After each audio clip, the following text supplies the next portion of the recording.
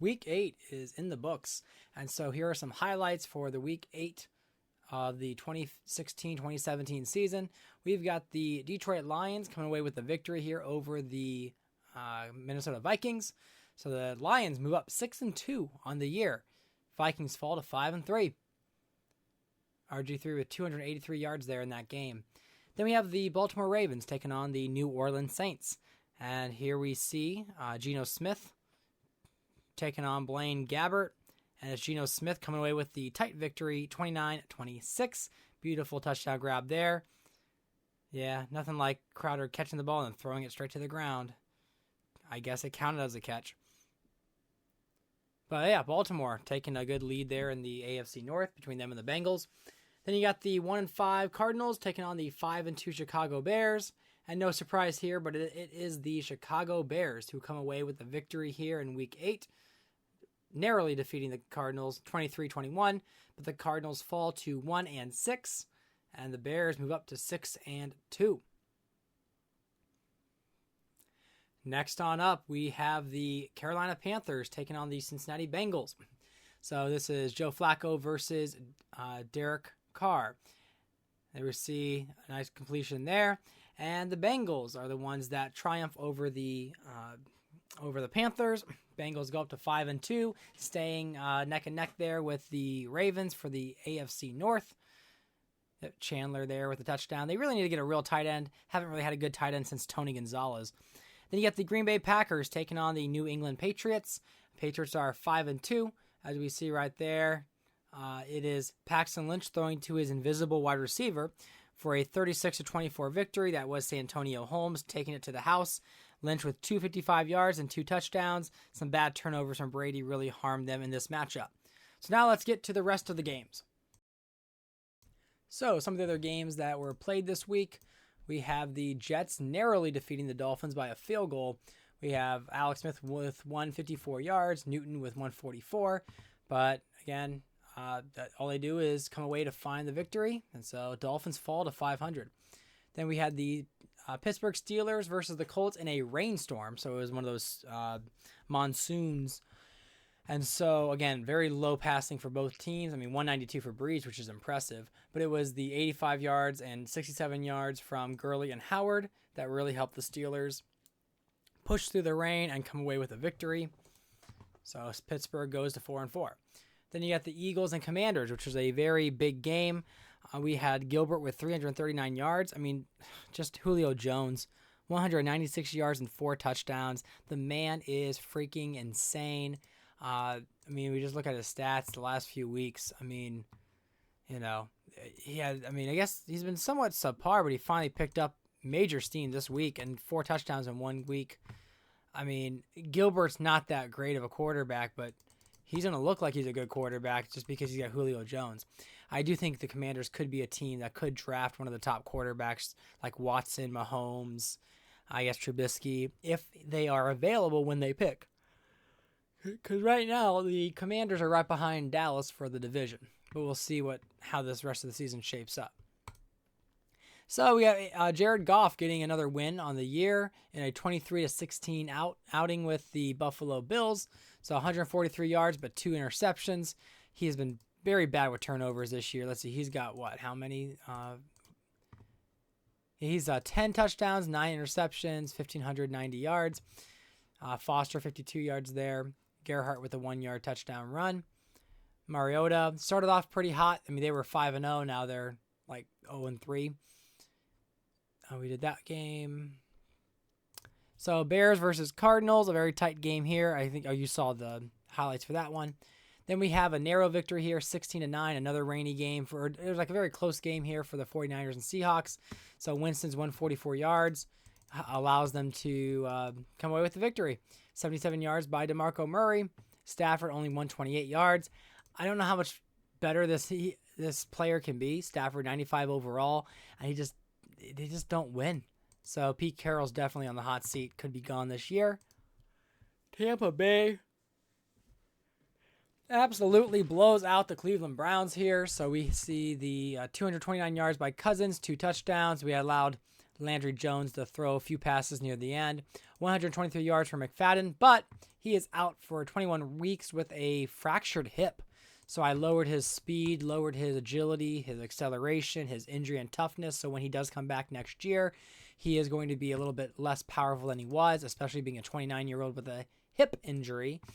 Then we have, it was like a running back by committee, getting about 60, 70 yards there between Kenneth Dixon, Alfred Blue, and Jordan Todman, who is also out for 3 weeks.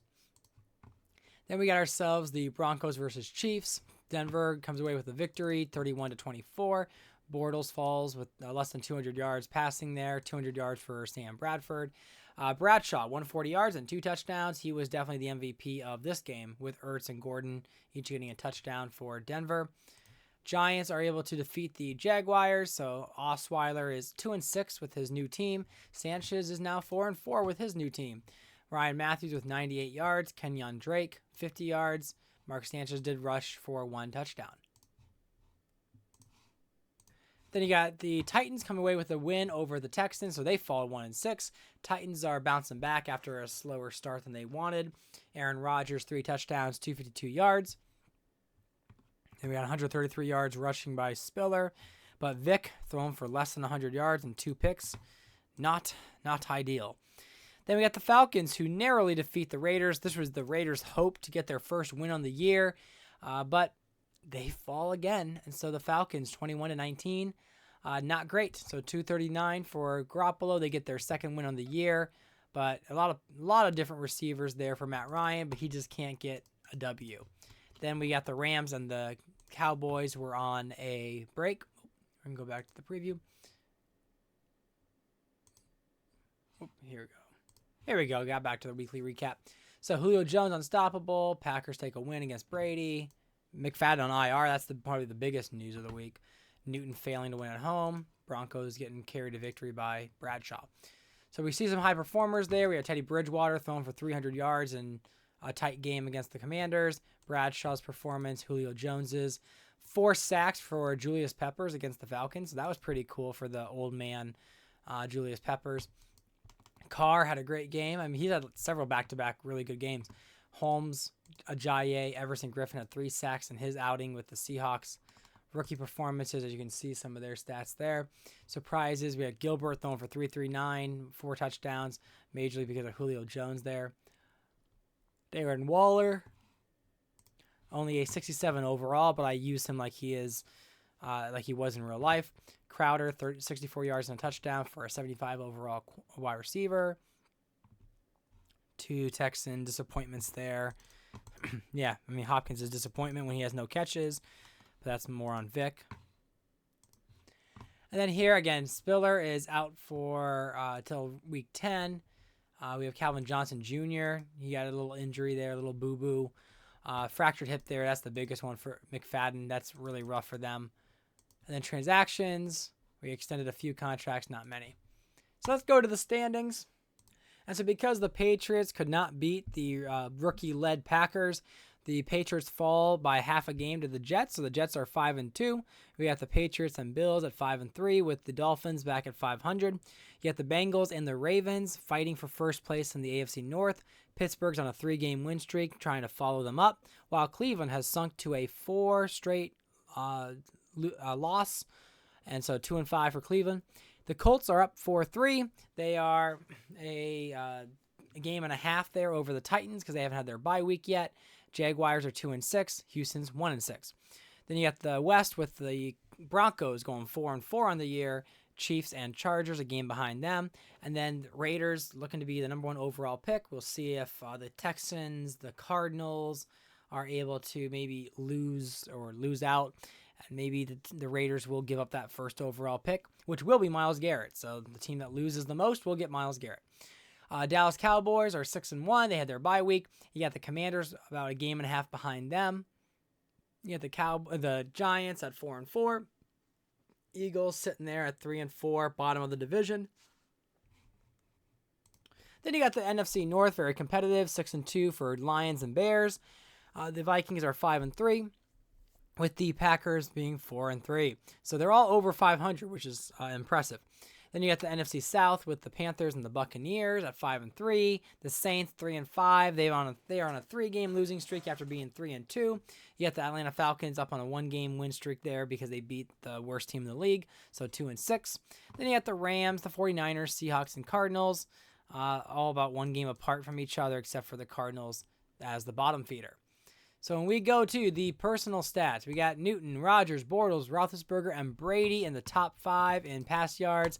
We're getting about halfway through the season, and so 1,984 yards is the most. As we look at touchdowns, it's Newton, Brady, Rodgers, Carr, and Bortles. Interception leaders is Matt Ryan with 16, so he's having a career high, I believe, this season. Not great for him. Most sacked is Garoppolo, Mariota, Rodgers, Newton, and Brady. Then we got rushing leaders with Ajayi, McFadden, who is locked in at 715 for the rest of the year with that injury. Kevin Smith, Bradshaw, Spiller, top 5. You got Ingram, who will probably move into the top 5 shortly when McFadden falls. And then we've got touchdown leaders as Ajayi, Trent Richardson, McFadden, Bernard, Smith, and Gurley, and Spiller because of the 7 touchdown ties. And then we got McFadden and Hill, who have broken the most tackles. Julio Jones jumps to the leading league receiver with that 195 game, 723. You got T.Y. Hilton, Beckham Jr., Johnson Jr., and Deshaun Jackson. So 2 Miami Dolphins receivers there in the top 5, both with 650 yards. Tyreek Hill is right behind them by about 80 yards. And then getting 4 touchdowns throws Julio Jones at the top of the league with Tyreek Hill behind him. Tied is Beckham and Quick, tied with 8. And then we got Johnson, Cameron, and Gronkowski with 7. We got Niles Paul there with the most drops. Now with tackles, we got Phillips, Quinn, Sharmarko, Thomas, Wagner, and then Delmas and Chung with the top 5. We have sack leaders being Morgan, Sidbury, Tuitt, Fowler, Everson, Griffin, all with 6.5 and above. Safeties, we got 2 of them, Lawrence and Jarrell Worthy. We got several with 2 forced fumbles, Poe, Jordan, Hightower, Ryan, Kuechly, and Brown. Recovered, we got Hightower, Poe, and Hunter. Touchdowns from the defense, we got 1 from Merriweather, and then 1 from Hunter and Davis. Interceptions, 2 with 4 is Mark Barron and Xavier Rhodes. A big batch of them with 3. Touchdowns here from them, there are a lot more. Whitner, Williams, Smith, Revis, Riddick. You can look and see those receivers, or those defensive backs, excuse me. So there you have it, the Week 8 recap. The Jets are now number 1 in the AFC. You have the Cowboys still number 1 in the NFC. So if you like this video, leave a like, subscribe to the channel. More 32-team franchise on its way.